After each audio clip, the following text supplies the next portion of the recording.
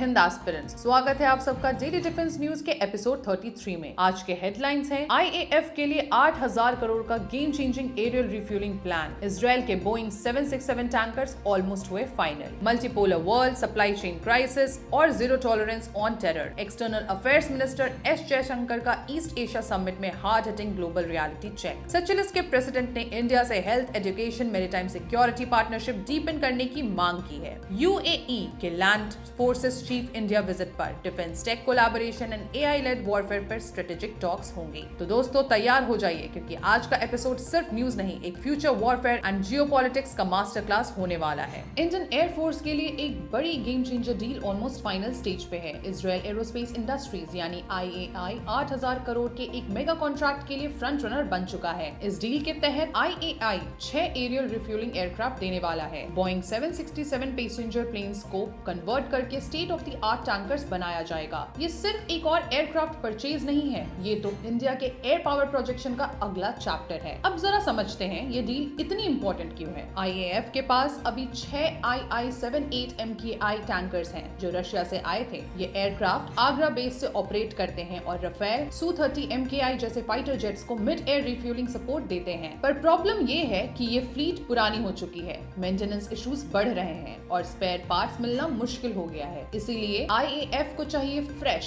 Modern और efficient tanker capability, और वही इजराइल डिलीवर कर रहा है एक टेस्टेड और मॉडर्न सॉल्यूशन के साथ। IAI के बोइंग 767 टैंकर्स सिर्फ फ्यूल भरते नहीं, ये मल्टी रोल प्लेटफॉर्म है। कार्गो, पैसेंजर, ट्रांसपोर्ट और मेडिवैक ऑपरेशंस भी कर सकते हैं। इनका रेंज लगभग 12,000 किलोमीटर है और फ्यूल कैपेसिटी 91 टन के आसपास। और सबसे खास बात, ये बूम और होज ड्रोग दोनों रिफ्यूलिंग सिस्टम सपोर्ट करते हैं, यानी IAF के हर टाइप के फाइटर जेट्स कंपैटिबल होंगे, चाहे रफेल हो, तेजस हो या Su-30 MKI। अब बात करते हैं मेड इन इंडिया एंगल की। IAI ने प्रॉमिस किया है 30% ऑफसेट क्लॉज, जिसमें इंडियन फर्म्स एवियोनिक्स, मेंटेनेंस और कंपोनेंट मैन्युफैक्चरिंग में इन्वॉल्व रहेंगे, यानी इजरायली टेक और इंडियन इंडस्ट्री। ये है परफेक्ट सिनर्जी। और एक जियोपॉलिटिकल लेयर भी है। इंडिया इजराइल डिफेंस कोलैबोरेशन अब एक नए फेज में एंटर कर रहा है। अगर ये डील फाइनलाइज होती है तो ये IAI के साउथ एशिया में सबसे बड़ा एयर सपोर्ट प्रोग्राम होगा। ये सिर्फ एक परचेज नहीं, बल्कि स्ट्रेटेजिक ट्रस्ट का सिंबल है। और हाँ, ये भी याद रखो, IAF पहले कई बार टैंकर्स खरीदने की कोशिश कर चुका है। रशियन और यूरोपियन ऑप्शंस इवैल्यूएट हुए थे, पर कॉस्ट, इवैल्यूएशन और प्रोसीजरल हर्डल्स की वजह से सब डिले हो गया। लेकिन अब फाइनली लगता है कि इंडियन एयरफोर्स को मिलने जा रहा है एक मॉडर्न रिफ्यूलिंग बैकबोन, जो इंडो पैसिफिक थिएटर में इंडिया की रीच और डेटरेंस दोनों को नेक्स्ट लेवल पे ले जाएगा।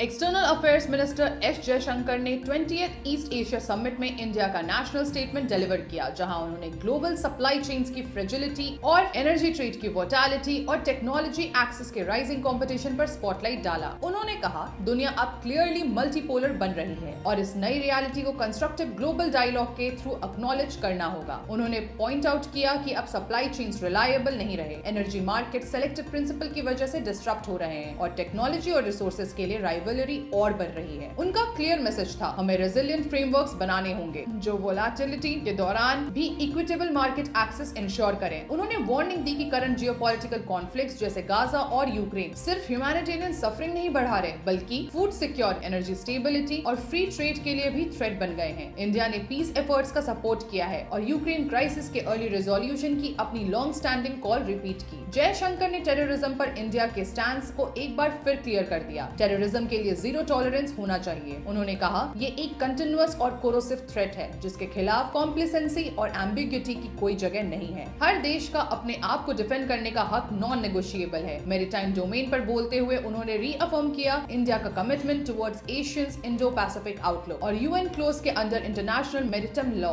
उन्होंने अनाउंस किया 2026 को Asian India year of maritime cooperation के रूप में मनाया जाएगा और गुजरात के लोथल पोर्ट सिटी में east Asia summit maritime heritage festival host किया जाएगा। जयशंकर ने समिट को vital platform for piece, prosperity और इंडो पैसिफिक कोऑपरेशन कहा और प्राइम मिनिस्टर मोदी के ग्रीटिंग्स कन्वे करते हुए EAS के 20 साल कंप्लीट होने पर सबको कांग्रेचुलेट किया। साथ ही तिमोर लेस्टे को नए मेंबर के रूप में वेलकम भी किया। 20th ईस्ट एशिया समिट ने अपने 2 दशकों के कोऑपरेशन को सेलिब्रेट किया और एक नई रोड मैप ड्राफ्ट की है पीस, स्टेबिलिटी और इकोनॉमिक रेजिलियंस के लिए अक्रॉस ईस्ट एशिया। सेचेल्स के प्रेसिडेंट पैट्रिक हर्मेनी ने ने कहा कि उनका देश हेल्थ, एजुकेशन और कॉस्ट ऑफ लिविंग जैसे की सेक्टर्स में इंडिया के साथ डीपर कोऑपरेशन चाहता है। ये statement vice president CP Radhakrishnan के सेचुलिस विजिट के दौरान आया, जहां प्रेसिडेंट हरमेनी ने कहा इंडिया का सपोर्ट डायरेक्टली सेचुलॉइड सिटीजंस के लाइफ पर पॉजिटिव इंपैक्ट ला सकता है। उन्होंने इंडिया की रोल को एक्नॉलेज किया इन डिफेंस और मैरीटाइम सिक्योरिटी कोऑपरेशन और बताया कि कई सेचुलॉइड मिलिट्री ऑफिसर्स अभी इंडिया में ट्रेनिंग ले रहे हैं। इंडिया सेचुलिस के बीच जो डिफेंस और मैरीटाइम सिक्योरिटी एग्रीमेंट है वो रीजनल स्टेबिलिटी के लिए क्रूशियल माना जाता है, क्योंकि दोनों नेशंस के शेयर्ड ओशियनिक इंटरेस्ट्स हैं इंडियन ओशन के स्ट्रेटेजिक कॉरिडोर में। प्रेसिडेंट हरमेनी ने याद दिलाया कि नेक्स्ट ईयर दोनों देश 50 साल के डिप्लोमेटिक रिलेशंस को सेलिब्रेट करेंगे और ये पार्टनरशिप ट्रस्ट, शेयर्ड वैल्यूज और म्यूचुअल रिस्पेक्ट पर बेस्ड है। उन्होंने कहा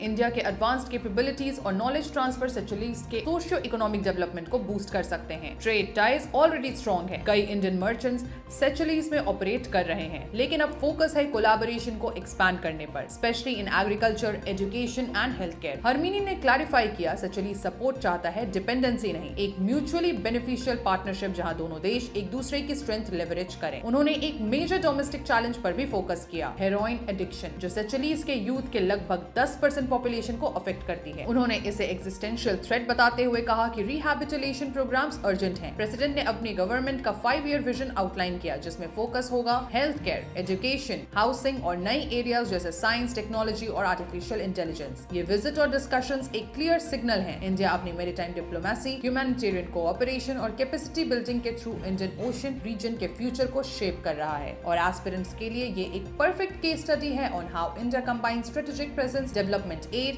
and people centric diplomacy to strengthen regional partnership. UAE के land forces chief major general Yusuf मायूफ India के 2 दिन के ऑफिशियल विजिट पर हैं। उनका विजिट शुरू हुआ न्यू दिल्ली के साउथ लॉन से। उन्हें सेरेमोनियल गार्ड ऑफ ऑनर दिया गया। ये एक सिंबलिक जेस्चर था जो इंडिया यूएई डिफेंस टाइज के वार्मथ और डेप्थ को रिफ्लेक्ट करता है। सेरेमनी में Indian army chief general Upendra Dwivedi भी मौजूद थे। आर्मी ने कहा ये गार्ड ऑफ ऑनर दोनों आर्मीज के बीच ग्रोइंग म्यूचुअल रिस्पेक्ट और एक्सपैंडिंग डिफेंस पार्टनरशिप का प्रमाण है। इस विजिट का मेन फोकस है बायलैटरल मिलिट्री कोऑपरेशन को डीपन करना, ट्रेनिंग एक्सचेंज प्रोग्राम्स और कैपेबिलिटी डेवलपमेंट पर डिस्कशन और साथ ही डिफेंस टेक्नोलॉजी इनोवेशन में कोलैबोरेशन एक्सप्लोर करना। यानी ये विजिट एक स्ट्रेटेजिक कन्वर्जेंस का सिग्नल है, स्पेशली मिलिट्री मॉडर्नाइजेशन और रीजनल सिक्योरिटी फ्रेमवर्क्स के कॉन्टेक्स्ट में। अपने एंगेजमेंट्स के दौरान मेजर जनरल एआई हलामी को ऑपरेशन सिंदूर का ओवरव्यू दिया गया। ये इनिशिएटिव इंडियन आर्मी के टेक्नोलॉजिकल और ऑपरेशनल एडवांसमेंट्स को हाईलाइट करता है। इंडिया के artificial intelligence integration road map पर कैसे एआई अब डिफेंस ऑपरेशंस का एक इंटीग्रल पार्ट बन रहा है,